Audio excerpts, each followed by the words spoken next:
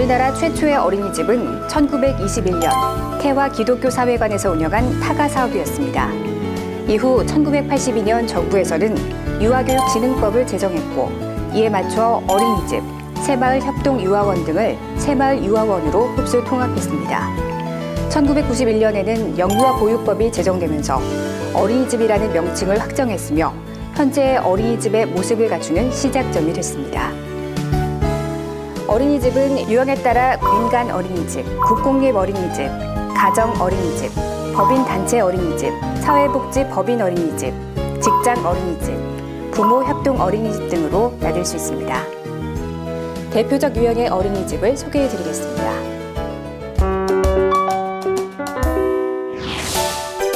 국공립 어린이집은 부모님들의 선호도가 가장 높은 시설인데요. 육아정책연구소에 따르면 국공립 어린이집의 이용자 만족도는 매년 증가하는 것으로 나타났습니다. 교사, 먹을거리, 안전관리 부분의 만족도가 높았습니다.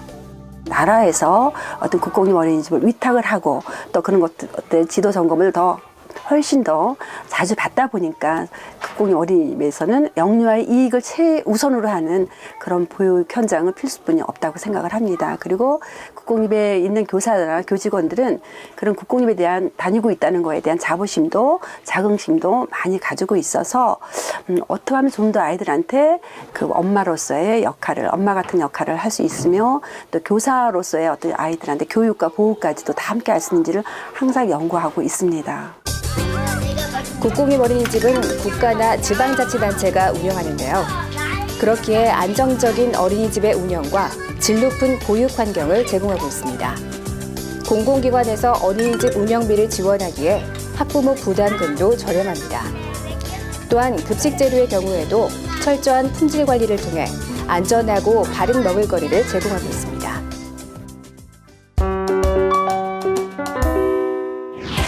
육아정책연구소에 따르면 직장 어린이집에 대한 부모들의 만족도가 다른 유형의 어린이집에 비해 가장 높은 것으로 나타났습니다. 직장 어린이집이 어떤 특징을 가졌는지 살펴보겠습니다.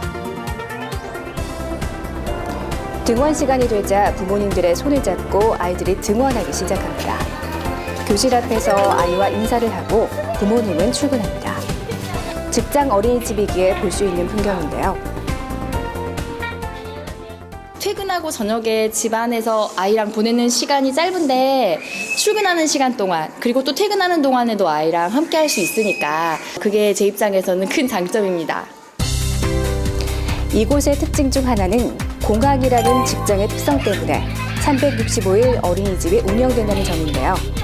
이처럼 각 직장 어린이집은 수요자의 요구에 맞춰 탄력적으로 운영되고 있습니다. 어느 직장 어린이집이나 다 그 사업장에 맞춰서 운영이 되고 있잖아요. 근데 저희는 또 인천공항이라는 그런 사업장 특성상 365일 운영되는 게 조금 제일 다른 점 같아요.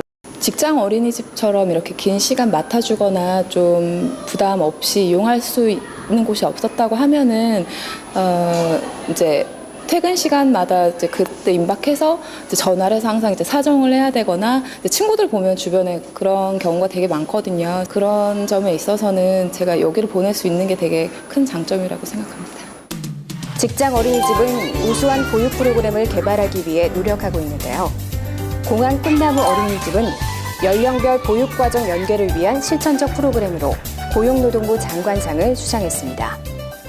표준 보육과정과 누리과정이 0-1세, 2세, 3-5세 과정으로 이렇게 다 정리가 되어 있어요. 근데 교육 현장에서도 그런 연계를 실천하고 있는지가 약간은 좀 부족하다는 생각이 들어서 저희 이번 연구를 통해서 연령별로 연계 있는 수업이 이루어지도록 그렇게 했던 프로그램입니다.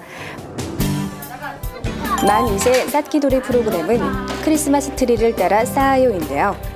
만 2세는 숫자를 인식할 수 있다는 연령 특성에 맞춰서 숫자를 세는 활동을 쌓기돌이에 적용시킨 겁니다. 우리 아이들 예쁜 트리도 만들고 숫자도 차근차근 잘 세어나갑니다. 두 번째는 만 5세 활동, 별주부전 마당극인데요. 만 0세부터 4세까지 다양하게 익힌 표현 방법을 통합해 마당극으로 표현하는 겁니다. 소리, 노래, 움직임 등을 통해서 우리 아이들 마음껏 노래도 부르고 춤도 추며 끼를 발산합니다.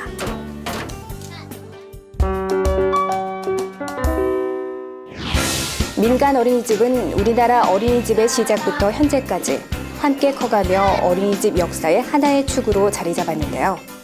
어린이집이 무한경쟁 시대에 들어서면서 민간 어린이집도 특화 분야를 만들어 차별성을 키우고 있습니다.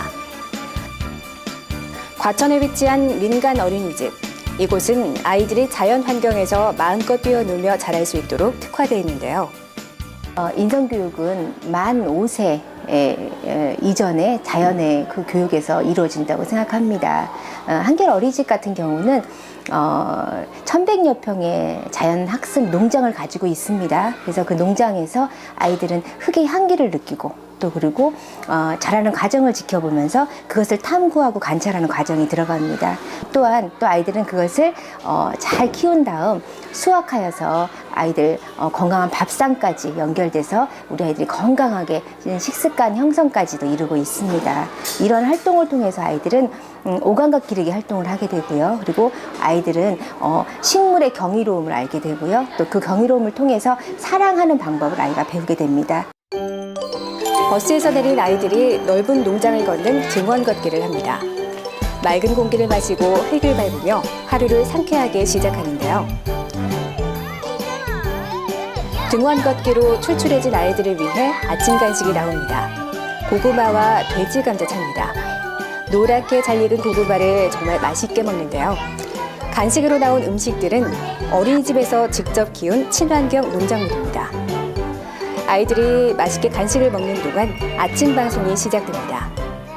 또랑또랑한 목소리로 원고를 읽는 아이, 색다른 경험과 발표력을 키울 수 있는 활동입니다.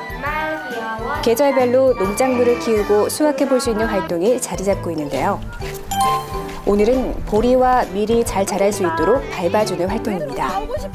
먼저 싹이 올라온 보리와 밀을 관찰합니다. 한겨울에도 푸르게 올라온 새싹을 신기한 듯 바라보는 아이들.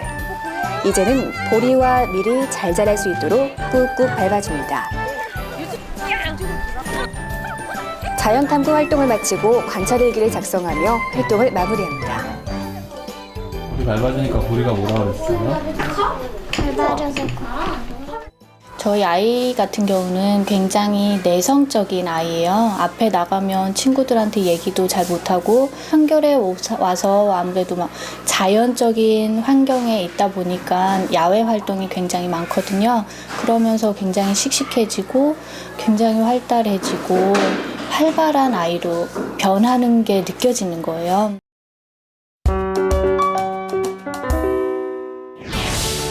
가정 어린이집은 전국 어린이집의 절반 이상을 차지할 정도로 그 비중이 큰데요. 수용 원화가 20명 이하이기 때문에 가족 같은 분위기에서 어린이집 생활이 이루어진다는 점이 특징 중 하나입니다. 그리고 전국적으로 가장 많이 분포돼 있기에 가정과 어린이집이 가깝다는 이점이 있습니다. 실제로 많은 가정 어린이집이 아파트 단지 내에 설치돼 있어 등원 부분에 있어 학부모의 만족도가 높은 편입니다. 운영자가 아이들의 발달 상황이나 그런 것들을 많이 알 수 있다라는 거고요. 왜냐하면 아이들 수가 적기 때문에 20인 미만이어서 소통이 그때그때 교사들하고 되게 즉각적으로 이루어진다는 게 특장점이고요. 나머지 또 두 가지는 신뢰와 아마 접근성이 아닐까 싶어요. 그래서 부모하고 교사하고 그다음에 운영자하고 굉장히 친밀도가 높고 그다음에 집 근처에서 찾아볼 수 있다는 거, 그게 아마 가장 장점이 아닐까 싶습니다. 수요자의 요구에 맞춰 어린이집의 유형도 다양해졌는데요. 어린이집에 대한 선택폭이 커진 만큼 내 아이에게 맞는 어린이집을 고르는 학부모님들의 선택이 중요하다고 생각합니다. 어린이집을 고르기 전 내 아이에게 맞는 어린이집이 어떤 곳일지 심사숙고하시기 바랍니다.